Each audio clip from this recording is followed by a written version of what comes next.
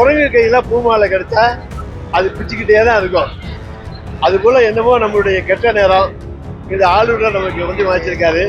ஏற்கனவே காவி உடையை அடிச்சு சர்ச்சைகள் கிளம்பிச்சு.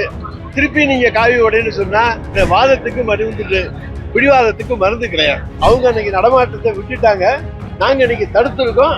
அது தடுக்கப்படுவதனால தான் இவ்வளவு பறிமுதல்கள் எங்களால் செய்யப்படுகின்றன. ஒடிசாவில் போய் தமிழர்களை திருடர்கள் என்று சொல்கிறார். தமிழ்நாட்டுக்கு வந்தா தமிழர்களை போற்றுகிறார். இது என்னன்னே தெரியல. இரட்டை நிலைப்பாடெல்லாம் நாங்கள் எடுப்பது கிடையாது. திருவள்ளுவர் வந்து காவி உடையில பதிவிட்டு மறுபடியும் சர்ச்சை ஏற்படுகிறார் ஆளுநர். அதாவது குரங்கு கையில பூமாலை கிடைச்சா அது பிச்சுக்கிட்டே தான் இருக்கும். அது போல என்னமோ நம்மளுடைய கெட்ட நேரம் இந்த ஆளுநர் நமக்கு வந்து வாய்ச்சிருக்காரு. ஏற்கனவே காவி உடையை அடிச்சு சர்ச்சைகள் கிளம்பிச்சு. திருப்பி நீங்க காவி உடைன்னு சொன்னா என்னதான் பண்ண முடியும்? அவரை என்ன வாதத்துக்கு மருந்து பிடிவாதத்துக்கு மருந்து கிடையாது. 6ஆம் கட்ட தேர்தல் வந்து வாக்குப்பதிவு நடைபெற உள்ளது. எவ்வளவு தூரம் சாதகமா இருக்கு இந்தியாவுக்கு? எங்களை பொறுத்த வரைக்கும் இந்த முறை 300க்கு மேற்பட்ட இடங்கள் 370 வரைக்கும் நிச்சயமாக இந்தியா கூட்டணி வெற்றி பெற்று ஒன்றியத்திலே ஆட்சி அமைக்கும். அதில் எந்த விதமான மாற்று கருத்தும் கிடையாது. எடப்பாடி பழனிசாமி வந்து கை நீட்டுறவர் தான் வந்து அடுத்த பிரதமர் அப்படின்னு சொல்லி எந்த பக்கம் கை நீட்டுறாருன்னு கேளுங்க. அவர்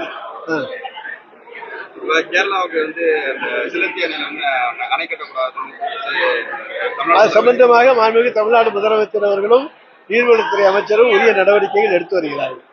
எடப்பாடி பழனிசாமி போதை அதாவது நாங்க வந்து எந்த அளவுக்கு தடுத்திருக்கோங்கிறது நாங்க பிடிச்சிருக்கிறதுல இருந்து தெரிஞ்சுக்கலாம்.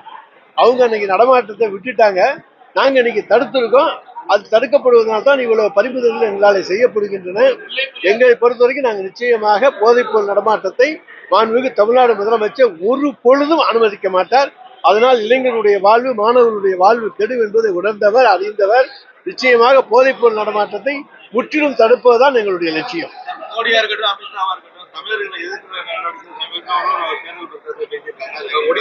அதாவது ஒடிசாவில் போய் தமிழர்களை திருடர்கள் என்று சொல்கிறார். தமிழ்நாட்டுக்கு வந்தா தமிழர்களை போற்றுகிறார். இது என்னன்னே தெரியல. இரட்டை நிலைப்பாடெல்லாம் நாங்கள் எடுப்பது கிடையாது. நாங்கள் இன்றைக்குமே ஒரே நிலைப்பாடு தான், ஒரே மாதிரி தான்.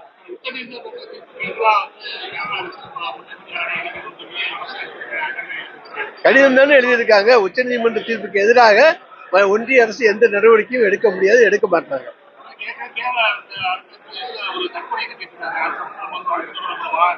அதற்குரிய நடவடிக்கைகளை நீர்வளத்துறை எடுக்கும். முன்னாள் அமைச்சர் வந்து செல்லூராஜ் வந்து நான் கண்ட தலைவர்கள் இளம் தலைவர் வந்து ராகுல் காந்தியை போல யாரெல்லாம் ட்வீட் பண்ணியிருந்தாரு, மறுபடியும் அந்த ட்வீட்டை நீக்கிருக்காரு. அவருக்கு கிடைத்த பாராட்டு மழையினால் அதை எடுத்து விட்டார்.